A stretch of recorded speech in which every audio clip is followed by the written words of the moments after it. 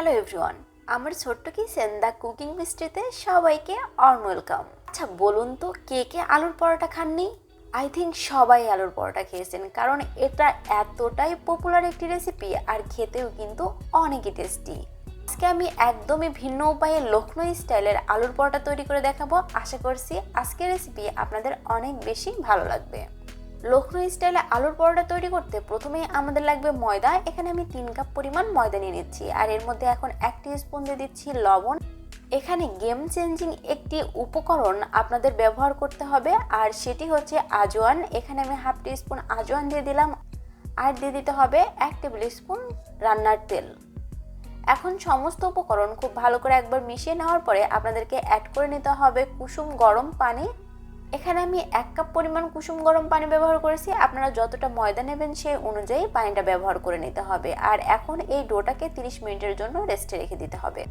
এদিকে আগে থেকে আমি আলুগুলোকে সিদ্ধ করে রেখেছিলাম, আর এখানে 700 গ্রাম সিদ্ধ আলু আছে। এখন এই আলুগুলোকে আপনাদেরকে ম্যাশ করে নিতে হবে। আচ্ছা, এখানে একটা কথা বলে রাখি, আলু ম্যাশ করার সময় অবশ্যই একটা বিষয় খেয়াল রাখবেন, যেন আলু স্মুথলি ম্যাশ হয়। এর ভিতরে কোনো রকম যেন কোনো বড় টুকরো আলু না থাকে, তা না হলে কিন্তু যখন আপনারা এই পরোটাটা তৈরি করবেন তখন কিন্তু পরোটাটা ফেটে যাবে।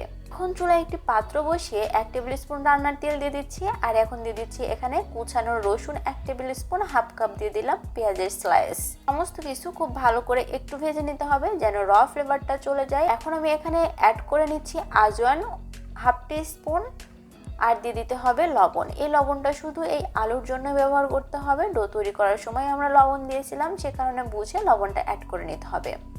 আর 1/4 টিস্পুন দিয়ে দিলাম হলুদের গুঁড়া, যাতে কালারটা খুব বেশি সুন্দর আসে। আপনারা চাইলে এই হলুদের গুঁড়া অ্যাভয়েডও করতে পারেন। এরপর এর মধ্যে দিয়ে দিতে হবে আগে থেকে ম্যাশ করে রাখা পটেটো। আপনাদের গুঁড়া মশলা অ্যাড করে নিতে হবে। আমি দিয়ে দিচ্ছি ধনিয়ার গুঁড়া 1 টিস্পুন, দিয়ে দিলাম জিরার গুঁড়া 1/2 টিস্পুন, আর অবশ্যই এখানে অ্যাড করে নিতে হবে 1/4 টিস্পুন গরম মশলা, আর 1/2 টিস্পুন মরিচের গুঁড়া দিয়ে দিচ্ছি। খুব সুন্দর করে এখন এই আলুটাকে আপনাদেরকে একটু ভেজে নিতে হবে, যেন আলুর মধ্যে যে মশলাটা আছে সেটা শুকিয়ে আসতে পারে। আলুর মধ্যে থেকে মশলাটা যতক্ষণ না শুকিয়ে আসে ততক্ষণ আলুটাকে আপনাদের লো টু মিডিয়াম ফ্লেমে রেখে ভেজে নিতে হবে। যখন দেখবেন যে খুবই আঠালো হয়ে এসেছে তখন এর মধ্যে আপনাদের অন্যান্য উপকরণগুলো অ্যাড করে নিতে হবে।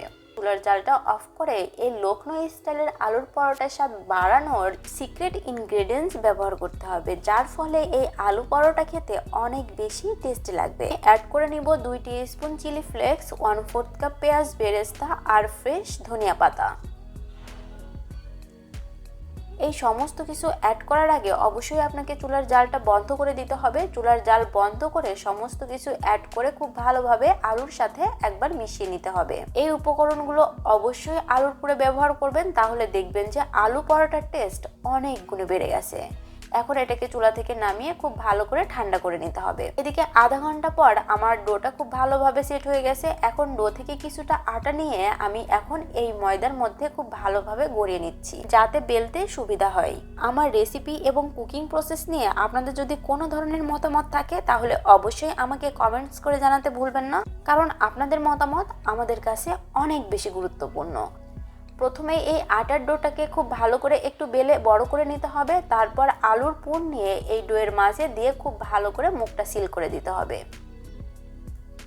এটা খুবই ইজি প্রসেস, যে কেউ খুব সহজেই এটা করতে পারবেন। খুব ভালোভাবে সিল করার পরে এই আলু পরোটাটাকে আপনাদেরকে আরও একবার খুব ভালো করে বেলে নিতে হবে। খুবই সহজ প্রসেসে আজকে আমি আপনাদেরকে এই আলু পরোটা তৈরি করে দেখাচ্ছি। এটা খেতে কিন্তু খুবই টেস্টি হয়, আর আমি যে যে উপকরণ ব্যবহার করেছি চেষ্টা করবেন সমস্তটাই ব্যবহার করার, তাহলে এই আলু পরোটার পারফেক্ট টেস্ট একদম ঘরে বসেই তৈরি করে নিতে পারবেন। আমি আপনাদেরকে পুরুত্বটা একটু দেখিয়ে দিচ্ছি। দেখুন, এই আলু পরোটা কিন্তু একটু পুরু টাইপেরই হয়, আর খেতেও কিন্তু অনেক বেশি টেস্টি হয়। এই আলু পরোটায় একটু পুরুই হয়। আর যে পাত্রে আমি আলু পরোটা সেঁকবো সেখানে সামান্য পরিমাণ বাটার মাখিয়ে রেখেছিলাম। এখন এই পরোটাটাকে আপনাদেরকে খুব ভালো করে একবার সেঁকে নিতে হবে। দেখতেই পাচ্ছেন, যখন উপরের পাশটা একটু ড্রাই হয়ে আসবে তখন অপর পাশটা উল্টে একইভাবে সেঁকে নিতে হবে। তারপর এখানে আপনাদেরকে অ্যাড করে নিতে হবে বাটার। আলু পরোটার আসল টেস্ট পেতে হলে অবশ্যই এই আলু পরোটাটাকে আপনাকে বাটার দিয়েই ভাজতে হবে, তা না হলে কিন্তু এই আলু পরোটার পারফেক্ট টেস্ট আপনি কখনোই পাবেন না। আমার চ্যানেলে আরও 3 ধরনের আলু পরোটার রেসিপি আছে, আপনারা যদি দেখতে চান তাহলে অবশ্যই সেটা দেখে নিতে পারেন। এখন খুব ভালো করে শেখে এটাকে তুলে নিতে হবে।